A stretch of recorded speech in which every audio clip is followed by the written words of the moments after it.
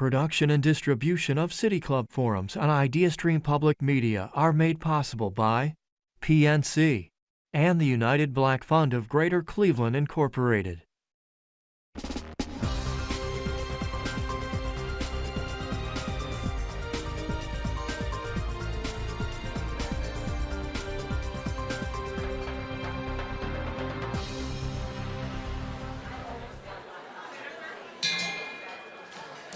Good afternoon. Welcome to the City Club of Cleveland, where we're devoted to conversations of consequence that help democracy thrive. Today's Friday, March 1st, and I'm Dan Moulthrop. I'm Chief Executive here, and I am pleased to welcome all of us to today's forum. It's the Lisa Botnick, Karen Faith Witt, and A.H. Weinstein Memorial Forum. Now, I think we can all agree that the landscape of small to mid-sized theater companies looks drastically different than it did March 1st, 2020. Even before pandemic lockdowns changed theater as we knew it, dwindling arts funding and shrinking audiences have been known challenges. And while some theaters have been forced to shutter in the face of these challenges, there is another story. Theater, after all, is the business of creation, invention, and reinvention. In spring of 2023, 5 small to mid-sized theater companies joined forces to share resources, foster collective learning, and champion new visions for the American theater. Their goal, individually and collectively, is to center historically marginalized artists and audiences in all facets of their work, as well as develop new models for artistic production, for audience building, for community engagement, and more. Now, their innovative approach and their hard work has been recognized and supported. In January 2024, Cleveland Public Theater was among a small cohort of companies that received groundbreaking grants from the Mellon Foundation. Please applaud.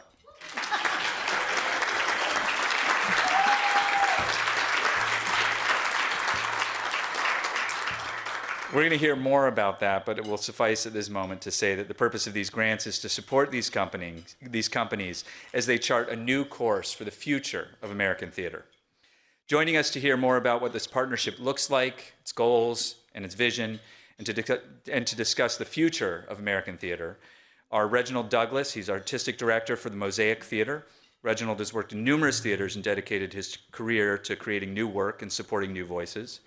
Cleveland's own Raymond Bobgen, Executive Artistic Director of Cleveland Public Theater, a beloved arts institution here in Cleveland, and an anchor in Cleveland's Gordon Square Arts District. And Stephanie Ibarra, Program Officer at the Mellon Foundation, the philanthropic organization whose historic grant making made all of this possible. Moderating our conference, yes, please, also. What a great room this is. This is so good. Moderating our conversation today is Jennifer Coleman, good friend of the City Clubs, also Program Director of Creative Culture and Arts at the George Gund Foundation. I'm sure you'll have questions for our speakers. If you're watching online or listening on WKSU, you can text your questions to 330-541-5794. The number again is 330-541-5794. And we'll work it into the second half of the program. Those of you here in the room can ask those questions yourself. Members and friends of the City Club of Cleveland, please join me in welcoming this wonderful conversation to our stage.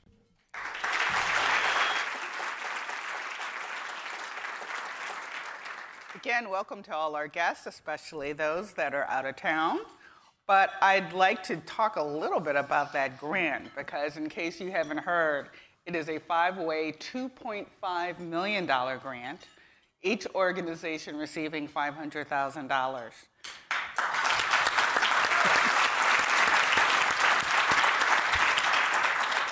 So as we've heard locally, Cleveland Public Theater is one of the recipients. The others are Company One Theater in Boston, the Crowded Fire Theater in San Francisco, Mosaic Theater in Washington, D.C., and Perseverance Theater in Juneau, Alaska. This 2-year grant is designed to support the 5 theaters in efforts to strengthen their relationship as a cohort, sharing knowledge about how to best serve their communities while pursuing similar missions. So we're going to start off with Stephanie. The Andrew Mellon Foundation is the largest supporter of arts and the humanities nationally. The program seeks to celebrate the power of the arts to celebrate, activate, and nourish the human spirit. I really like that. So you're kind of new at the Mellon Foundation. You haven't quite finished up your first year. I think it'll be in April, in early April. Mm-hmm. And you also have a powerhouse experience working as a leader of many theaters nationally. So number one, tell us what made that decision to go from artistic directorship into being a program director at Mellon. Well, I did not have philanthropy on my bingo card for sure. I've worked in theater my whole career for almost 30 years now. And but when Mellon called me and asked if I would consider coming and using my field expertise to help bolster not just theater but all of the performing arts, like who says no to that?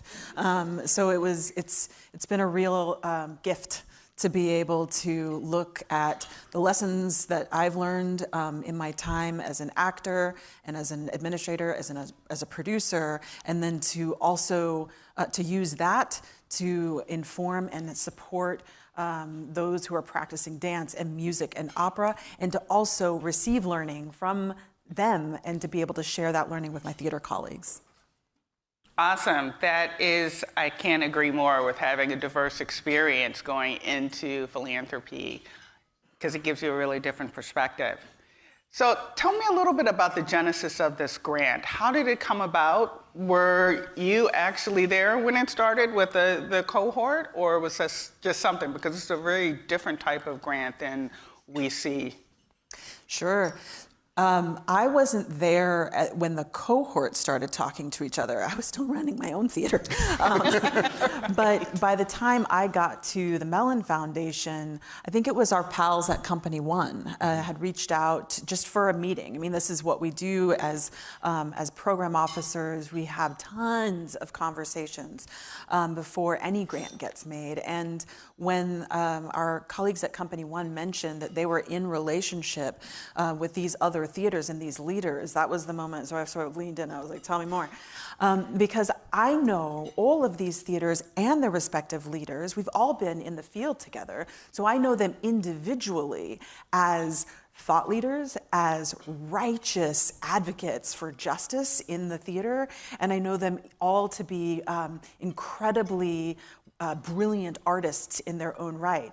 To hear that they have been working together and collaborating, that was like the icing on the cake. And what I know from being in a practitioner and from seeing the field from a national viewpoint is that collaborative approach, the abundance of sharing ideas, resources, and fellowship, that if there was one direction, one lever, there isn't one lever, but if there was one lever I could say we push to get wherever we're going, it's that.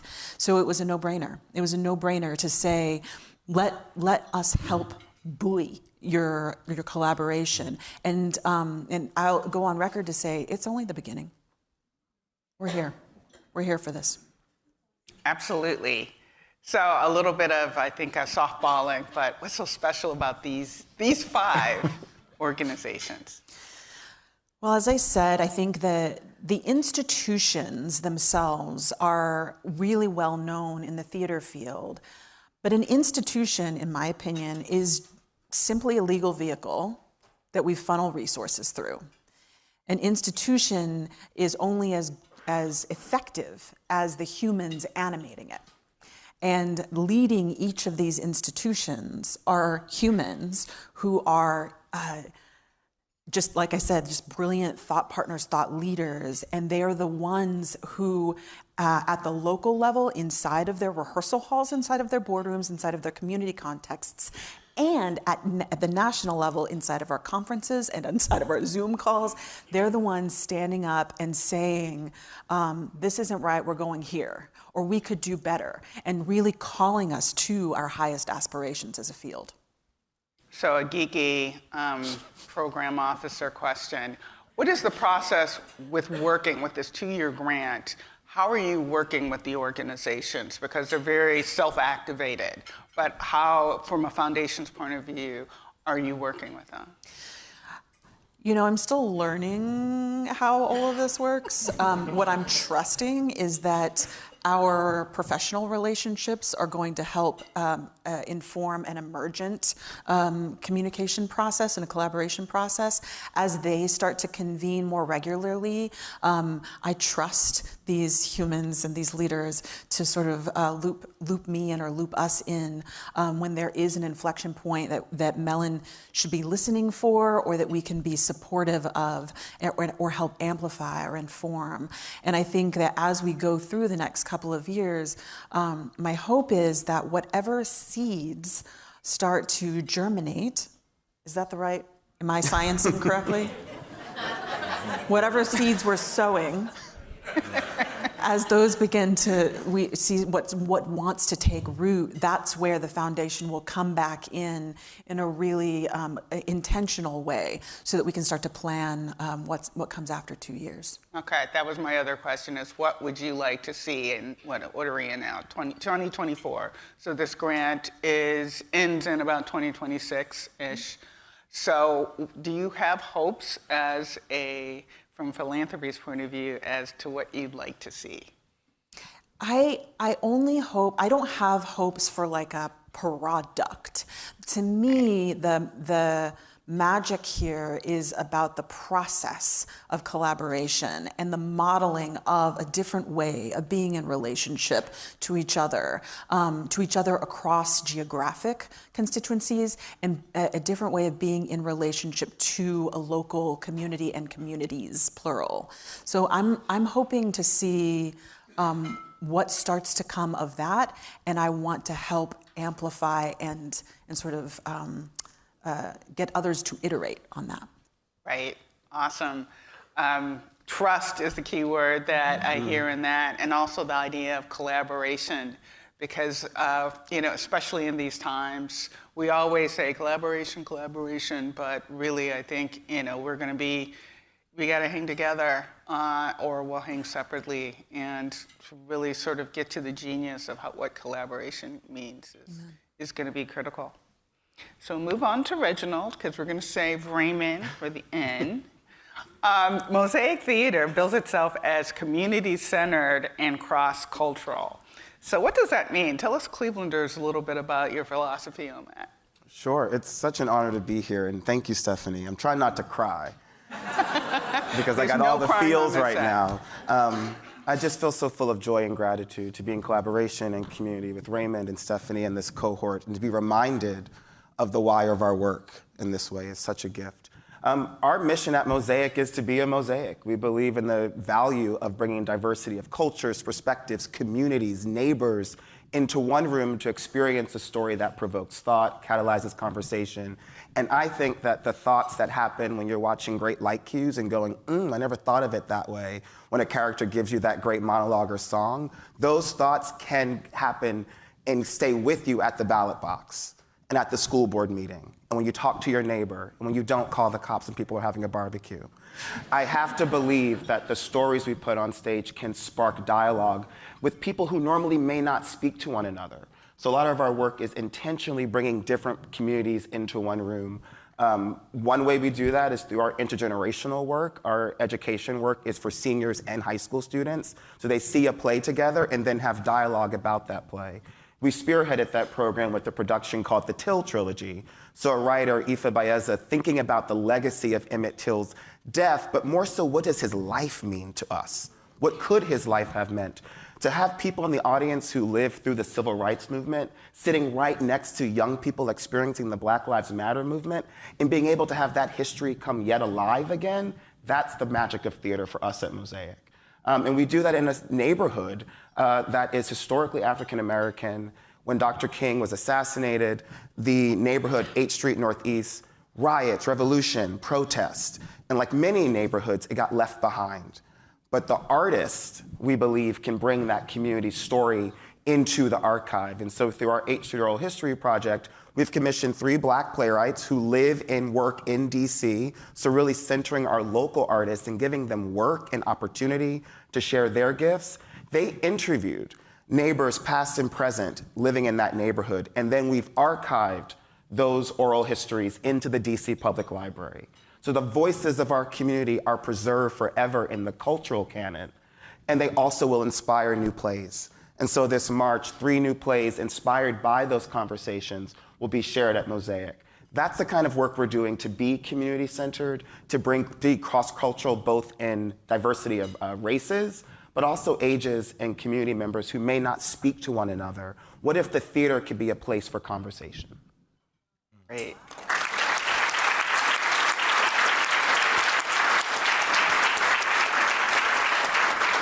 Now, you're also a bit of a newbie at Mosaic. We're going into our 10th anniversary as an organization, and I just announced the next season, which will be my 3rd full season as artistic director. Outstanding. Yeah.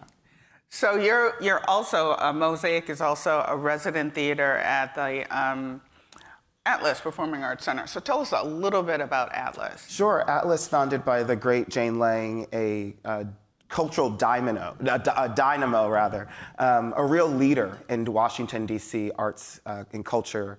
She restored historically Black theater. She restored it in 2006. And so the Atlas is now a venue that hosts 4 different theater spaces and has resident companies. So Mosaic is one of those organizations. And we're in community with an orchestra and a dance group and a youth theater program. And so it's great to be in collaboration every day with other performing arts organizations. So DC, we've got a lot of, as you can think, there are a lot of Cleveland theaters in the audience. But tell us a little bit about what DC is going through as a theater community. DC it's really thriving, I think. You know, we've had some shift in leadership across the city.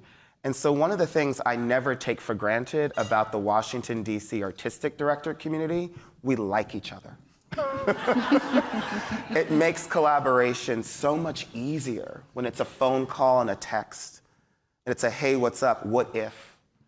And so, you know, my middle name is Partnerships. I believe deeply in working with other organizations. One, it's shared marketing. We all need an audience. Let's share the resources and get people into the theater. You know, if you're going to see a show at the Folger led by the wonderful Karen Ann Daniels, and you read that program and you see what's happening at Arena Stage led by the fierce Hannah Sharif, it excites you to go see her, and then you can come to us. It's abundance. But that kind of collaboration comes because we like each other, we believe in each other, we're rooting for each other, and we share the same values. And I really don't take for granted that, for the most part, we all really like new work. We really believe in artists, and we are really excited about the diversity of what our audience is and what it could be. And I'm really grateful to be in collaboration with many artistic leaders who are looking at their audience and saying, who else?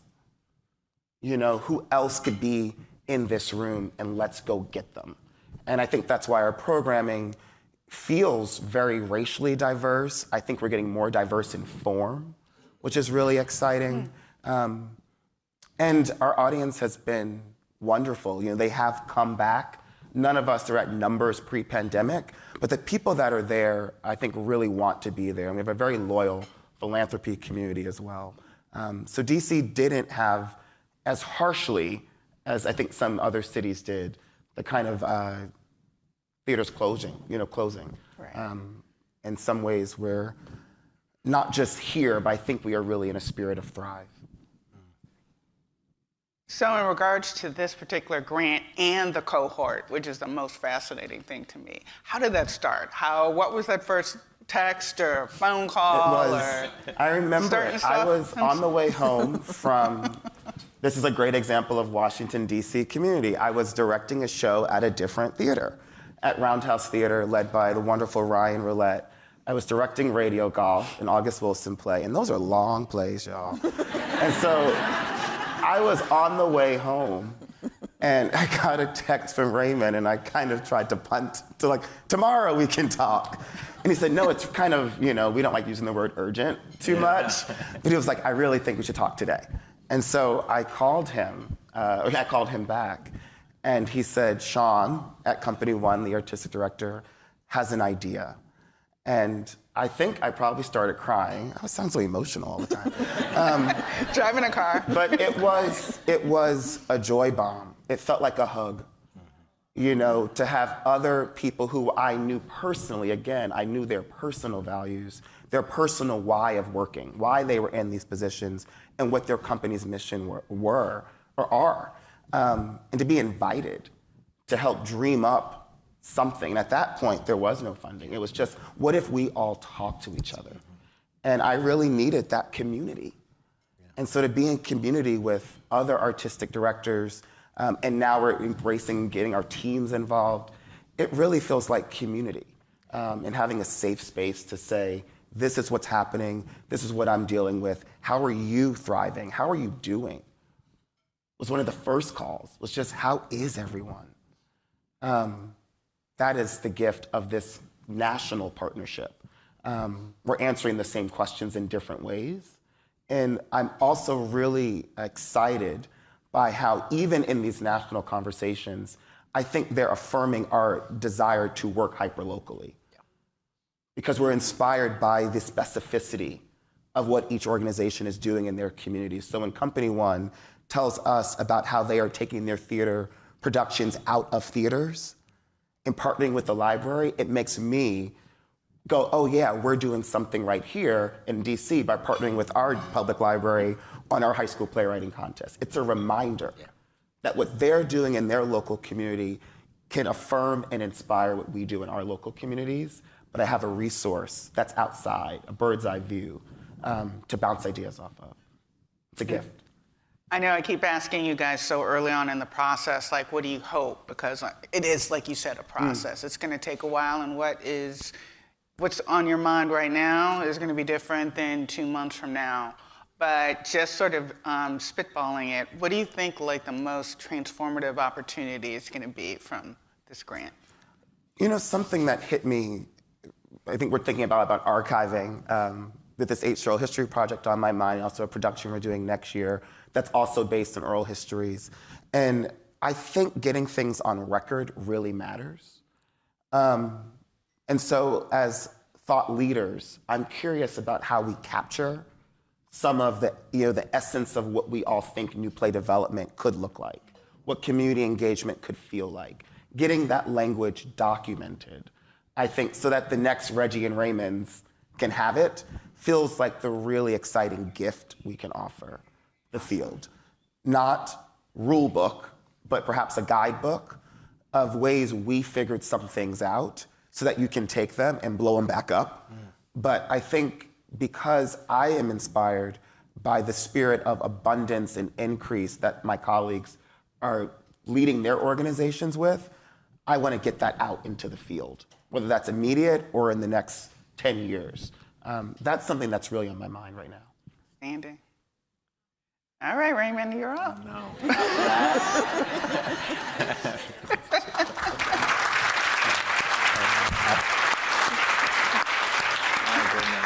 So, Raymond, you have been at Cleveland Public Theater for 18, going on 19 years, so you are like the daddy on the stage. I'm old. We're both old. So, just thinking a little bit about Cleveland, I know it has almost seemed since, I don't know, about like 2018, 2017, that we're climbing a hill or climbing a mountain, and you think you're at the peak, and then you get there, and then there's another thing. And we've just been going up and up, and we don't know where the end of this is. But given where Cleveland, and your time, and probably in the last 5 years or so, what is your assessment of where we are? Cleveland? Cleveland! Oh, I can't do that. First of all, the theater scene here is incredibly strong. And I feel like when you look at the work being done, at Dobama, at Near West, at Karamu, at so many different theaters in this region that are not big theaters, they don't have big endowments, and they're not just these small ones. These theaters are making so much difference and impact. And I think there is something really interesting here about, like, DC is thriving. I'm thinking, yeah, we have some of the best leadership right now, I think, in Cleveland theater that we've had, certainly than when when I came in, and just the vision, the leadership. I mean, Tony's leadership at Caramel has been astounding. The incredible succession, the incredible story of succession at Near West Theater was just amazing. And you know what Nathan has done at Obama is just his response to, I think, a lot of change in the community has just been outstanding and really leaning into social justice. So I think as a theater community, we're strong. And there's a bunch of reasons for that we could like drill into the technical side. I think, however, we will continue to serve a group of people who saw theater 10 years ago. And that is a very small group. And what's really exciting to me right now, and I think part of the reason why we wanted to be together and all of these things, is because of the work of saying, we want to bring people together. We want to come, you know, being at a CPT show, and when we ask, how many of you are here for the first time? And over half the hands go up, and I say, how many of you is this first theater time? First time you've been in a theater in the last year or 5 years? And a majority of the people are raising their hands. That's exciting, and I think that is what we are really leaning into, is you know, sitting at a front row when someone in the front row is like weeping next to me, and afterwards I'm like, are you okay? And he says, you'd have no idea what it's like to hear my language spoken on stage for the first time in my adult life. I'm a lawyer or I'm a doctor or whatever else, and here I am doing that. That's exciting, and I think those conversations are beginning to happen in Cleveland. But theater can lead that way. Theater can be the place where our communities can come together and talk in new ways and meet people in new ways. And it's the place where the needle can really move, and I've seen it move over and over again.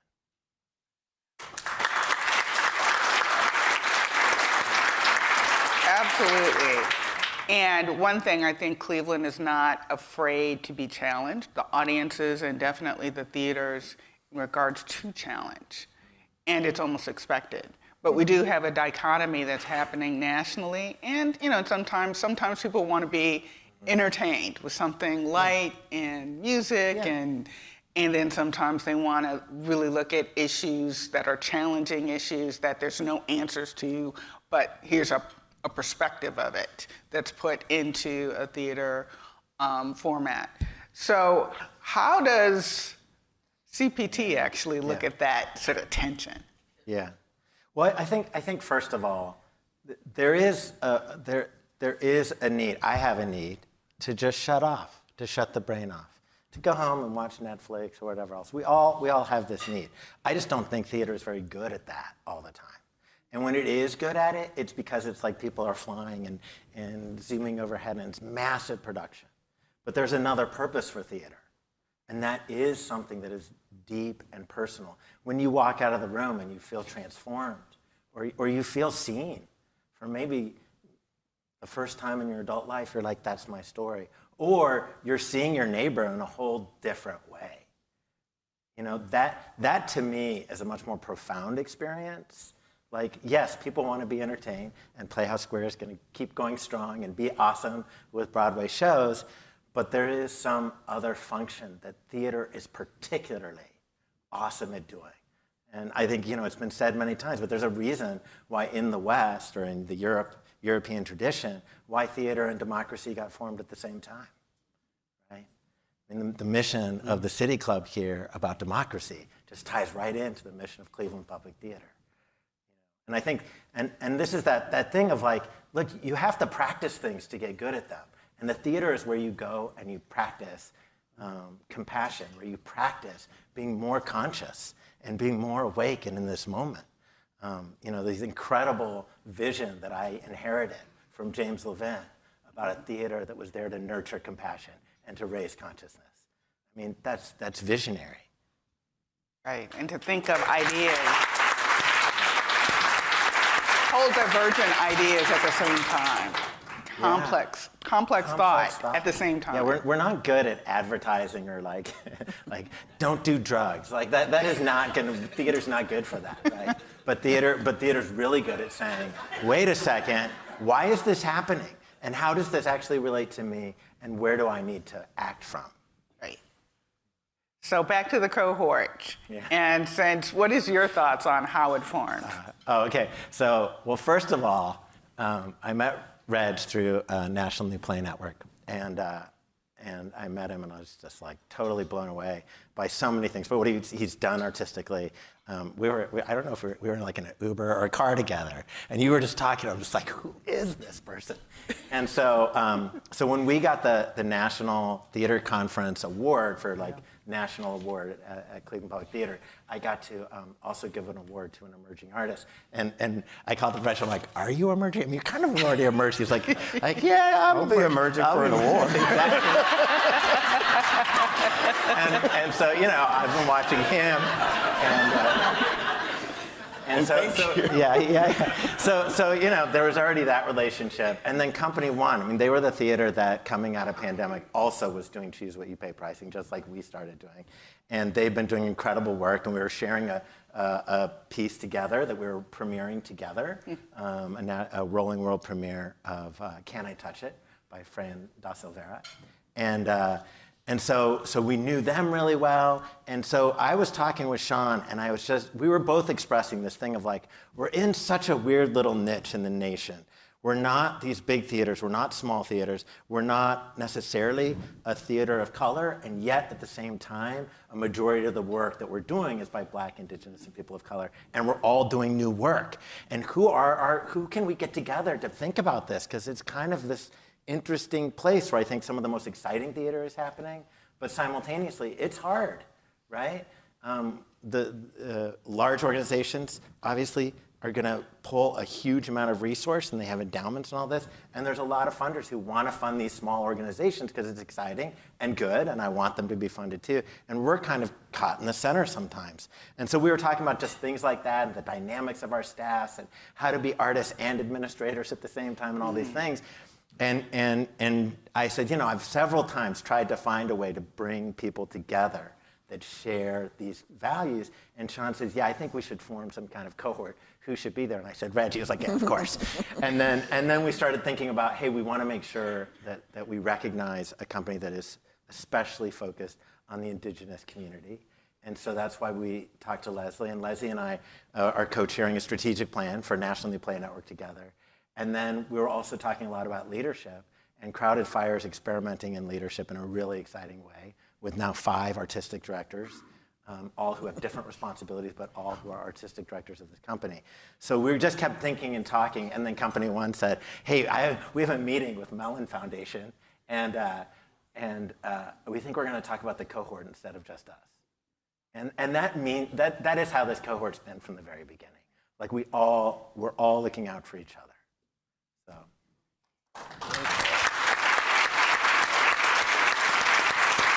Okay, I got one question, and while I'm asking it, you guys think about what your questions that you'd like to ask are.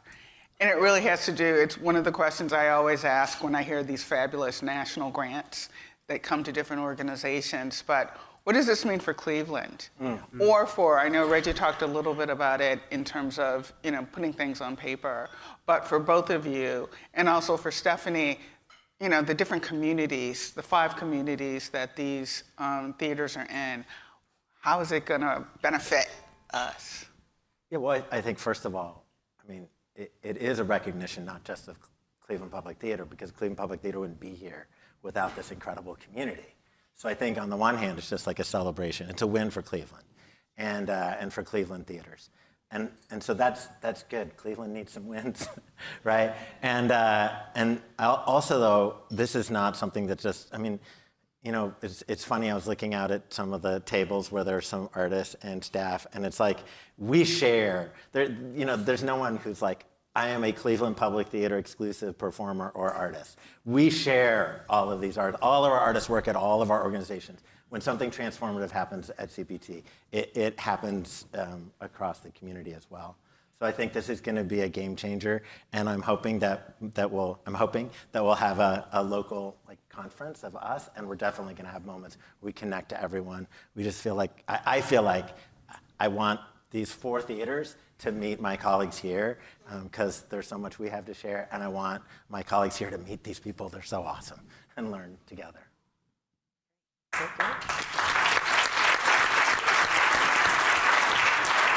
Reggie? What this means for DC? Yeah. Yeah, I guess I've maybe two answers. One is, this grant hits at Mosaic's 10th anniversary, and so it really helps make a stamp of solidifying that we are here in the DC theater community and doing something unique that is of value and attention. And so my board is listening in, and I know all of us, my staff is listening in. We're just grateful that you see us and you see our work. The organization has been on a journey in a very thick 10 years, but to be now standing going into this next, decade with reserves. All the nonprofit people.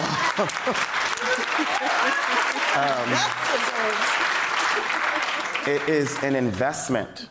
It is an investment in our values and in our visions. That's what it means for Mosaic. And for DC, we really are trying. Our tenet that Stephanie gave us is to keep doing new work from a place of equity. And so we are thrilled to have 2 world premiere productions by artists of color, written and directed by artists of color, happening at Mosaic right now.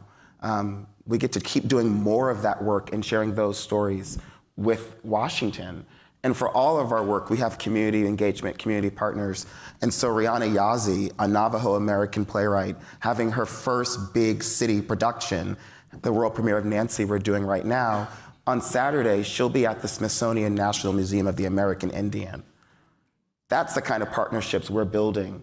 And Rihanna gets to take her rightful place on that stage and share her story and why her work as an artist is valuable, of sitting in our nation's home of learning. She deserves that seat.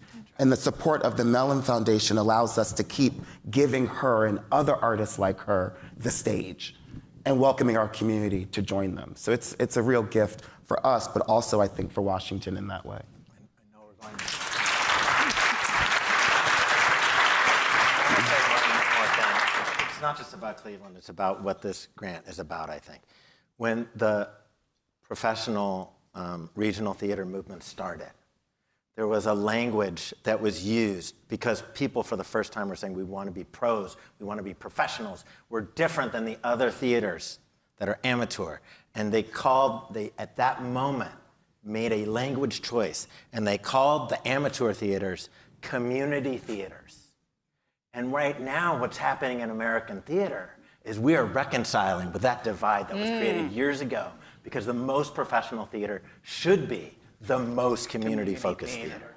And that is what this grant is all about, in my mind, is healing that wound and moving forward.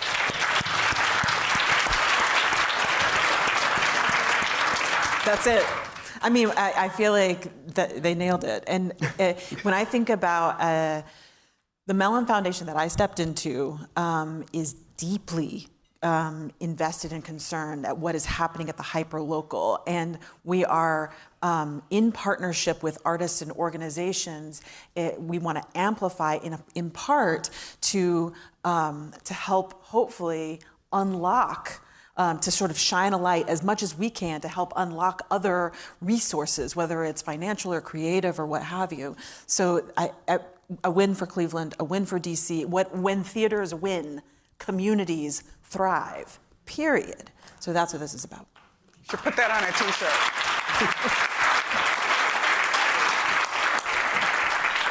This is such a good conversation. My name is Dan Malthrop. We're about to begin the audience Q&A. And can I just see a quick show of hands for who's getting theater camp vibes? Anybody else? Yeah. This is I just have to say for the audience that's listening on the radio, looking around the room at all of the organizations that are involved in putting great work on stages and in supporting people who put great work on stages, it's just really inspiring.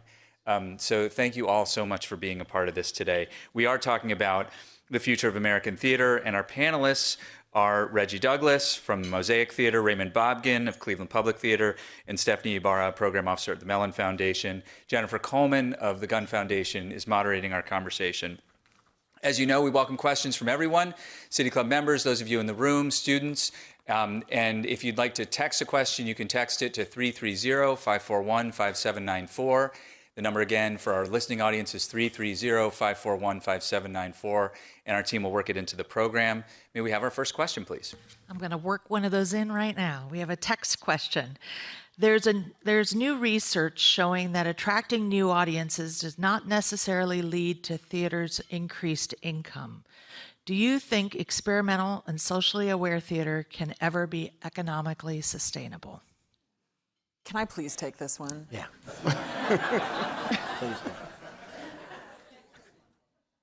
Theater, I will not bore you all with the economics of theater, especially when we have theater practitioners in the room. The most successful of our shows, they do not pay for themselves. The labor costs are too high. It is too bespoke a product. That's why philanthropy has to happen.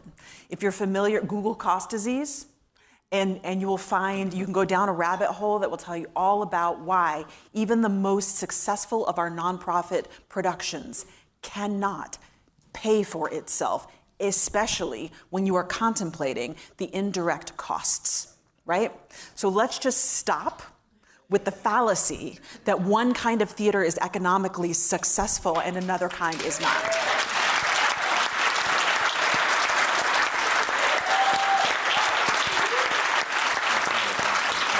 That said, I want a show of hands for anybody in the room, or show your hands in your cars or wherever you are. Have you heard of the commercially successful theater production of Hamilton?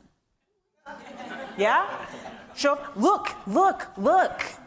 It is one of the more entertaining, socially aware productions. There is commentary built in at every beat. That was intentional. The casting was intentional. It is a literally a political commentary. And it is the most successful theater production of our generation.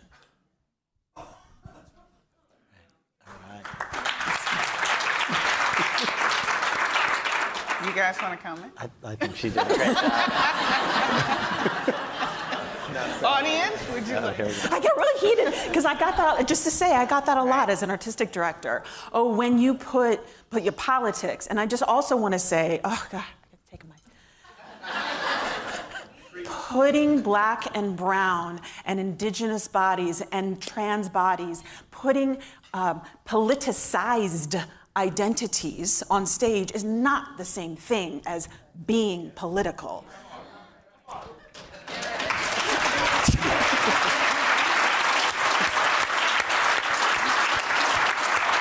Okay, I'm done.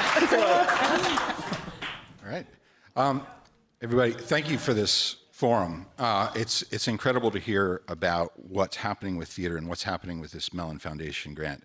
I'm Raymond's neighbor geographically and also artistically. I run a small live music venue just down the street from Raymond. My question is, what we're seeing is this split in audiences. The Broadway shows may be doing well, Taylor Swift is doing well, but the audiences haven't come back, at least on the live music side. I'm not sure if that's the same on the small to mid-sized theater size.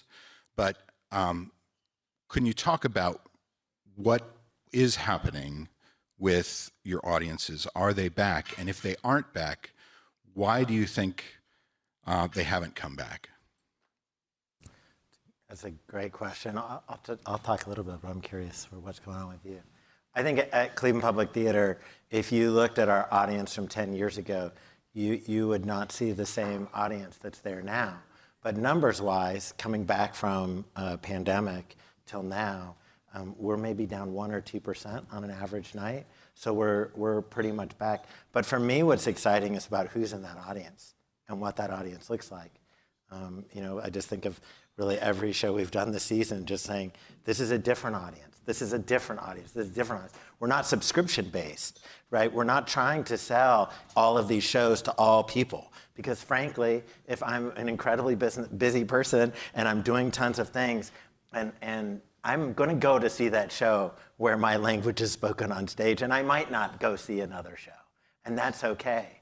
So I think the model of like we're going to have this this one group of people and they're going to buy all of our tickets. That doesn't work for Cleveland Public Theater, and I don't think it's going to work long term for the theater. But I think audiences are coming back when the work is about something essential to them, or essential to their neighbors, or essential to their community. And that's the thing. When they said, oh, only essential industries should keep going during pandemic, and how many arts organizations said, we are essential, we don't know how we're going to keep in business, but we're going to keep going. So for me, when theater is essential, then the audiences are there. And I would add, yes, and everything Raymond is saying, and for us, it's about being intentional and who are we inviting into the audience. You know, we're going into our 10th anniversary, my 3rd year as artistic director, and we've doubled audience from when I joined because of the pandemic and a leadership shift. I'm replacing a founder. So there was a natural attrition expected. And then COVID said, you're gonna stay home for a while. So looking at our audience, we're thrilled by the growth. Like the numbers of subscriptions is rising. You know, all the trends or the sales are going in the right direction. But I'm also really grateful for the intention inside that audience. I mentioned the seniors and high school students actively telling other organizations to join us, to come, be a part of our work, and we will lift you up when you're on our stage. That kind of reciprocal marketing and that partnership that's at the artistic level as well as the marketing level, there's a richness in our audience that I'm really excited by. And I'm also thrilled to say, you know, audience tends, you always talk about audience usually as ticket buyers, but who are the people who you're inviting in with a free ticket, with a subsidized ticket, and being able to see the senior centers and the high school students, you know, the community partners who just come for free because we believe in them and want their stories to be told and them to see themselves on stage. That work is really exciting to me. And last thing I'd say, which I'm grateful for, is over these past 3 years under my leadership, our donors are increasing. So grateful for national funding like the Mellon, but also hyperlocal believers who are believing in vision. And they're investing their resources and their time in the what if of this organization and in the what if of my leadership. And that is a gift. To see that number increasing is really puts a wind in our sails. Hello, Andrew Watterson. I'm on the board of Cleveland Public Theater. My question has to return back to the grant. And what's the vision that you have for not just the collaboration of the artistic directors, but also the staff and the artistic talent at the theaters, and how that might translate across the geographic boundaries of the theaters? I think we're all members of National New Play Network, so we met each other as artists as well as artistic directors. And there's already just natural conversations about sharing plays and sharing, you know, something, this cool play right here should come visit you there. And that's a hope I have. It's just some artistic sharing. And in terms of the staff, what gets me most excited is I joke about the idea of our development associate, Dina, going to Alaska and getting to shadow Leslie and her team for a week. I hope that we're able to have staff sharing as well, so that this doesn't live in leadership brains alone, but actually is, again, abundance where our whole team can learn from one another. I think there's nothing more important for Mosaic than our marketing staff meeting and learning from Company One's marketing staff. They're doing very similar work in terms of form and content, and they are doing it as pay what you can. We're not. That's a big, juicy what if that our staff needs to be thinking about. Who better to teach them than people who are doing it really well? Also what Raymond and the CPT team are doing in terms of real deep community relationship building. I'd love for Ashara to go spend a week in Cleveland soaking up Raymond's knowledge. So I do have hope for staff sharing in that way as well. One of the really cool things about this grant, and what I think for me was just really so refreshing, was when we even came together, we were like, we're gonna be different. And there was a moment when Stephanie was like, okay, now you have X amount of days, and once we tell you, you're gonna have 10 days to do it.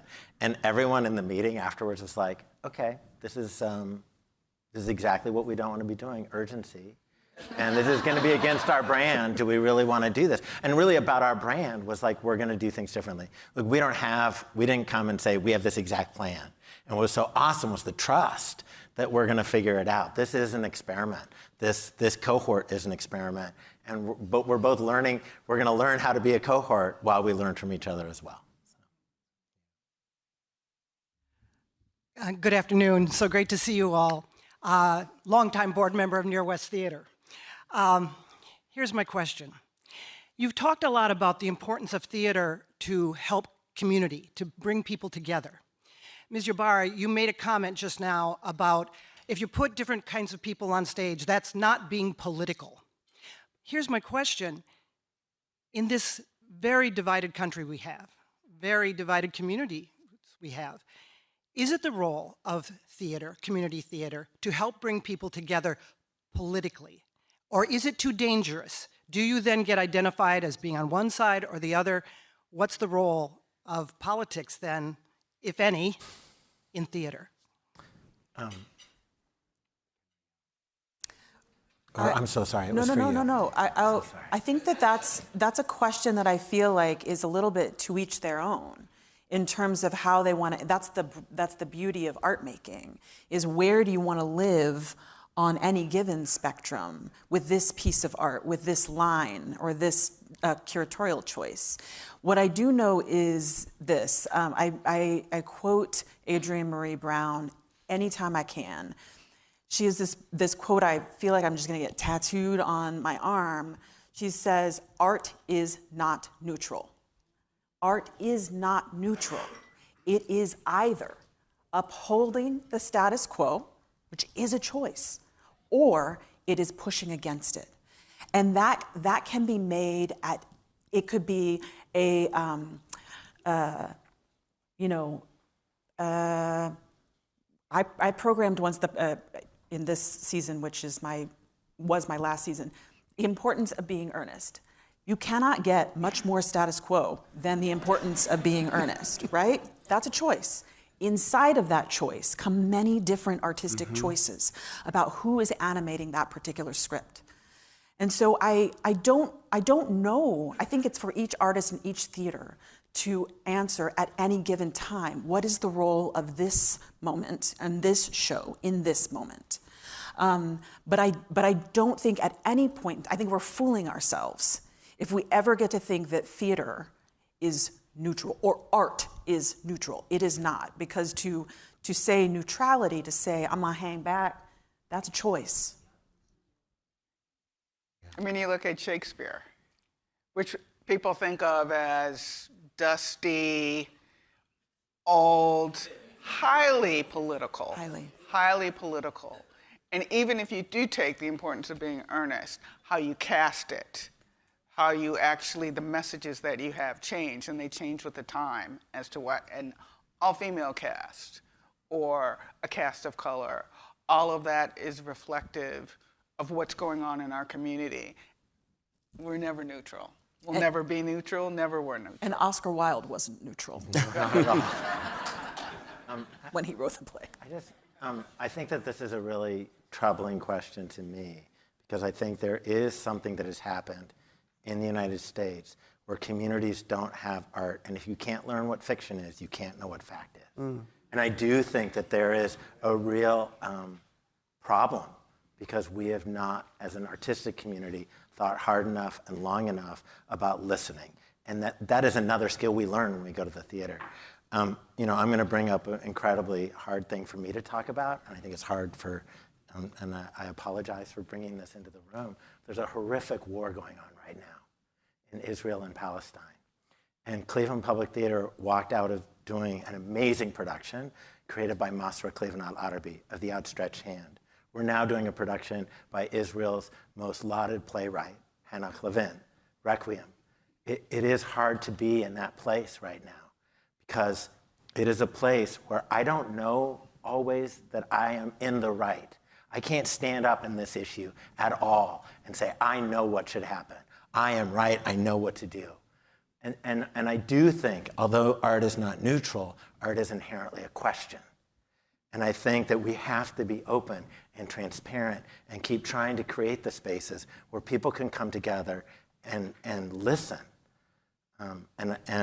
So yeah, it's challenging. And it's especially hard for an Israeli artist who was in that play and for one of the cast members who was born in Lebanon, who's Arab, who is in that play. And the challenges that they have of perceiving the perception that maybe they're crossing a line.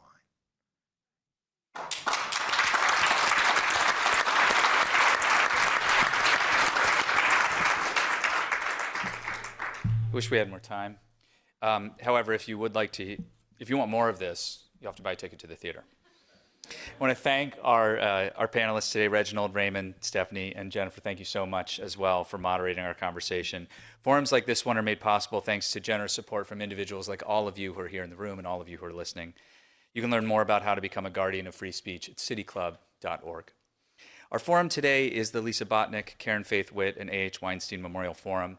The special forum alternates annually between an exploration of creativity in memory of Lisa Botnick and a focus on the continuing challenges of human persecution in memory of Karen Faith Witt and A.H. Weinstein.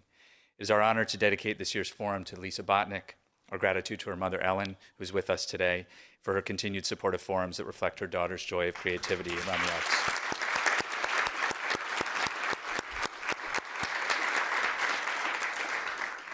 Thank you all so much for being a part of it. Thank you, panelists, once again. Have a wonderful weekend. Our forum is adjourned. For information on upcoming speakers or for podcasts of the City Club, go to cityclub.org.